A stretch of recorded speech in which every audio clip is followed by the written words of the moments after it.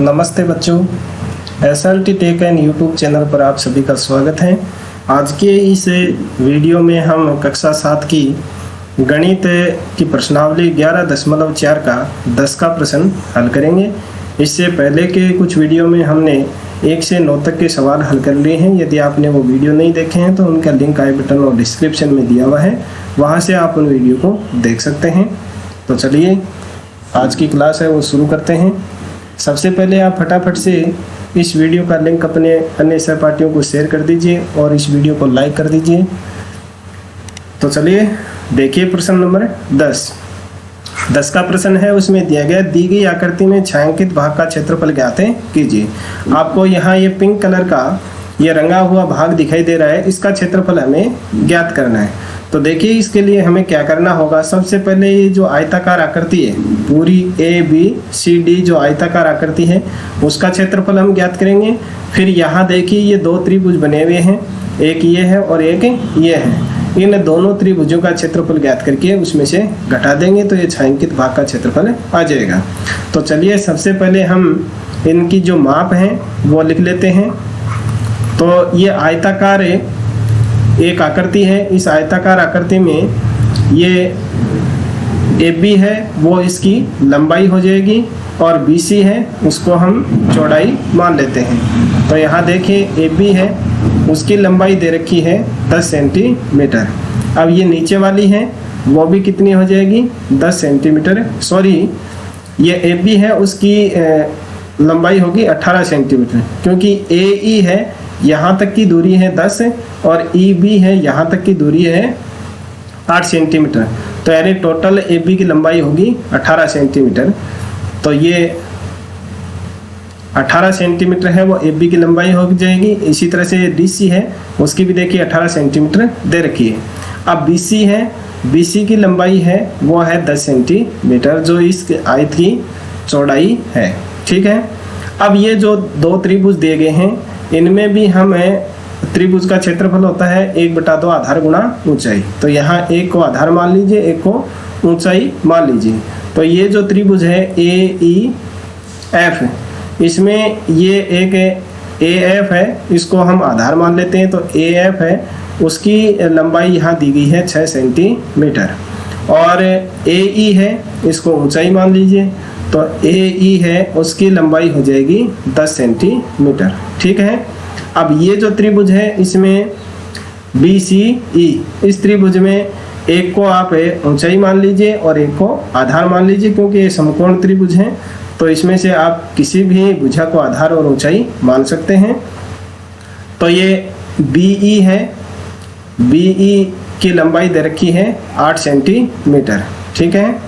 और BC है, BC की लंबाई है वो हो जाएगी 10 सेंटीमीटर। ठीक है। अब देखिए हम छायांकित भाग का क्षेत्रफल ज्ञात करते हैं। छायांकित भाग का क्षेत्रफल, छायांकित भाग का क्षेत्रफल, छायांकित भाग का क्षेत्रफल ज्ञात करने के लिए हम सबसे पहले जो आयताकार आकृति दी गई है ABCD इसका क्षेत्रफल ज्ञात करेंगे। तो लिख देंगे ABCD का क्षेत्रफल। ABCD का क्षेत्रफल है उसमें से हम घटाएंगे त्रिभुज AEF का क्षेत्रफल, AEF का क्षेत्रफल। और फिर ये जो दूसरा त्रिभुज है BCE, त्रिभुज BCE का क्षेत्रफल, BCE का क्षेत्रफल। तो यहाँ ABCD है उसका क्षेत्र आयताकार है। तो आयताकार जो आकृति है उसका क्षेत्रफल ज्ञात करने के लिए सूत्र होता है लंबाई गुणा चौड़ाई। तो लंबाई इसकी AB और BC। ठीक है, ये हो जाएगी चौड़ाई। और फिर माइनस त्रिभुज AE है उसका क्षेत्रफल ज्ञात करने के लिए सूत्र होता है 1/2 आधार। तो आधार AF को मान लीजिए और गुणा ऊंचाई है वो AE को मान लीजिए। फिर माइनस दूसरे त्रिभुज को करना है। तो दूसरा त्रिभुज है उसका भी क्षेत्रफल हो जाएगा 1/2 आधार है हम मान लेते हैं BE को गुणा BE और गुणा BC, इसको ऊंचाई मान लीजिए। अब इनकी जो माप है वो हमने ऊपर लिख ही रखी है, वो इनमें लिख दीजिए। ए बी है, उसकी लंबाई 18 सेंटीमीटर, बी सी की 10 सेंटीमीटर, फिर माइनस 1/2 गुणा ए एफ है, उसकी लंबाई 6 सेंटीमीटर और ए ई की माप दी हुई है 10 सेंटीमीटर। ठीक है, फिर माइनस 1/2 बी ई है, उसकी लंबाई है यहाँ 8 सेंटीमीटर और गुणा बी सी है, उसकी लंबाई है 10 सेंटीमीटर। चलिए अब इसको सरल कर लेते हैं। 18 को 10 से गुणा करेंगे, आ जाएगा 180, फिर माइनस यहाँ से 2 का भाग इस 6 में दे देंगे, 3 आएगा, 3 को 10 से गुणा करके लिख देंगे, आ जाएगा 30। ठीक है, फिर माइनस यहाँ 2 का भाग 8 में लगाएंगे, 4 आएगा, 4 को 10 से गुणा कर देंगे 40। ठीक है, अब देखिए यहाँ 180 है, उसमें से हमें ये 30 है और जो 40 है, यानी कितने हो गए, 70 हो गए। तो इस 70 को हम 180 में से घटा देंगे, तो 180 माइनस 70 है बराबर है, बच जाएगा हमारे पास में 110 वर्ग सेंटीमीटर। तो ये हो जाएगा इस छायांकित भाग का क्षेत्रफल। ठीक है, तो इस तरह से आपको ये जो 10 का प्रश्न है उसमें एक आकृति है, उसका छायांकित भाग का क्षेत्रफल आपको ज्ञात करना है। अब देखिए इसमें एक आकृति और दे रखी है, उसका भी हम क्षेत्रफल ज्ञात कर लेते हैं। ये इसी प्रश्न में दूसरी आकृति है, इसमें भी आपको ये जो ग्रीन कलर वाला है इसका क्षेत्रफल बताना है। तो यहाँ देखिए PQRS ये एक वर्ग दिया हुआ है। सबसे पहले हम इस वर्ग का क्षेत्रफल ज्ञात करेंगे, फिर यहाँ देखिए साइड में आपको ये 3 त्रिभुज दिखाई दे रहे हैं, 1, 2 और 3। इन 3 त्रिभुजों का क्षेत्रफल ज्ञात करके इस वर्ग के क्षेत्रफल में से घटा देंगे, तो आपके इस छायांकित भाग का क्षेत्रफल आ जाएगा। तो देखिए सबसे पहले हम इनकी क्या कर लेते हैं, जो नाप दे रखी है वो लिख देते हैं। PQRS एक वर्ग है, तो इस वर्ग की देखिए एक भुजा 20 दे रखी है, यहाँ भी 10, 10, 20 है, तो यानी इसकी चारों भुजाएं क्या हैं, 20-20 सेंटीमीटर की हैं। तो एक भुजा हम मान लेते हैं कोई सी भी, जैसे PQ मान लिया हमने, वो है 20 सेंटीमीटर, तो बाकी की भी क्या हो जाएंगी, 20 सेंटीमीटर हो जाएंगी। अब बात करते हैं हम पहले त्रिभुज, जो पहला त्रिभुज यहाँ दे रखा है TSU, तो इसमें TS है, उसकी माप यहाँ हमारे पास में दी हुई है 10 सेंटीमीटर। ठीक है, और जो SU है उसकी माप भी कितनी दे रखी है, 10 सेंटीमीटर। ठीक है, तो इसमें एक आधार हो जाएगा और एक ऊंचाई हो जाएगी।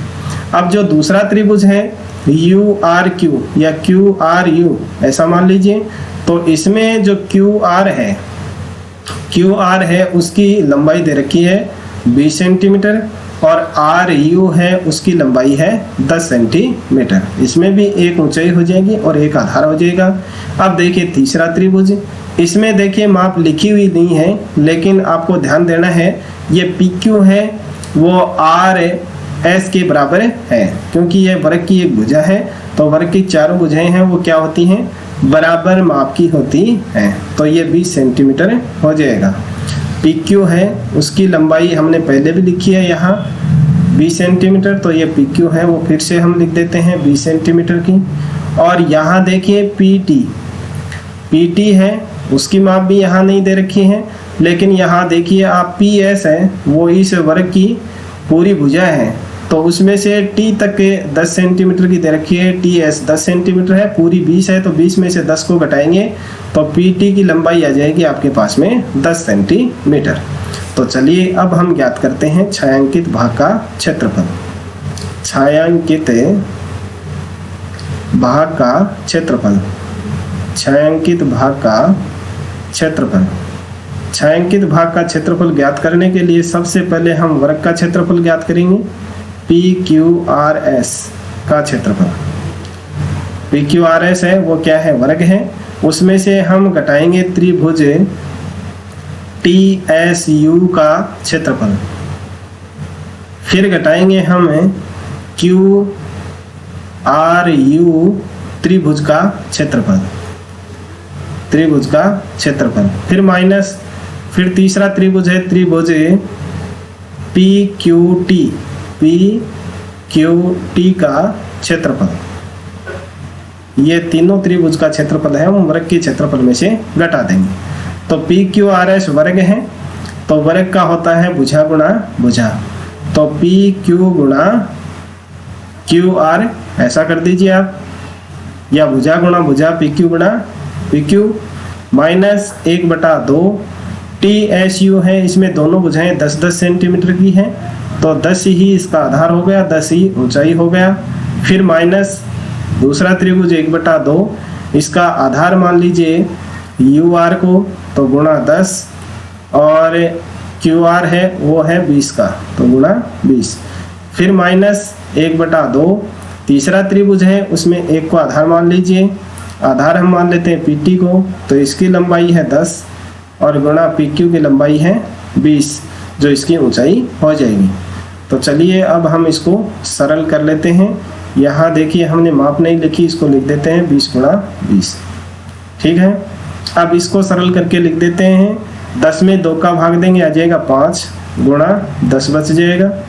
फिर माइनस यहाँ से भी 2 का भाग देंगे, तो ये आ जाएगा 5 और ये 20। फिर माइनस यहाँ से भी 2 का भाग इसमें लगा देंगे, तो कितना आ जाएगा, सॉरी यहाँ पहला जो है उसमें, हाँ ठीक है, 2 का भाग लगाया 5 आ गया और 10 जो का त्यों आ गया। यहाँ से 5 है और ये 20, माइनस 2 का भाग 10 में देंगे 5 आ जाएगा, फिर इसको 20 से गुणा कर देंगे। चलिए अब हम इसको गुणा करके लिख देते हैं, 20 को 20 से गुणा करेंगे तो ये आ जाएगा 400, 2 दूनी 4 और 00, माइनस 5 को 10 से गुणा करेंगे तो आ जाएगा 50। फिर माइनस 20 को 5 से गुणा करेंगे, 20 पंजे 100। फिर 5 को 20 से गुणा करेंगे, 20 पंजे 100, ठीक है।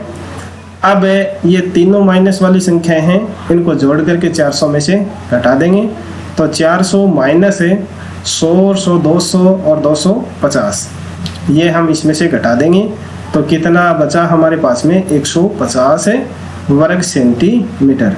सेंटीमीटर स्क्वायर कर दीजिए या वर्ग सेंटीमीटर, तो ये आ जाएगा आपके इस ग्रीन कलर वाले छायांकित भाग का क्षेत्रफल। तो आज के वीडियो में बस इतना ही। आशा है आपको सवाल अच्छे से समझ में आ गया होगा और वीडियो आपको पसंद आया होगा, तो इसको लाइक कर दीजिए, अपने अन्य साथियों को शेयर भी कर दीजिए। किसी भी डाउट के लिए कमेंट करके ज़रूर बताएं और वीडियो छोड़ने से पहले चैनल को सब्सक्राइब करना ना भूलें। मिलते हैं अगले वीडियो में, तब तक के लिए नमस्कार, थैंक यू।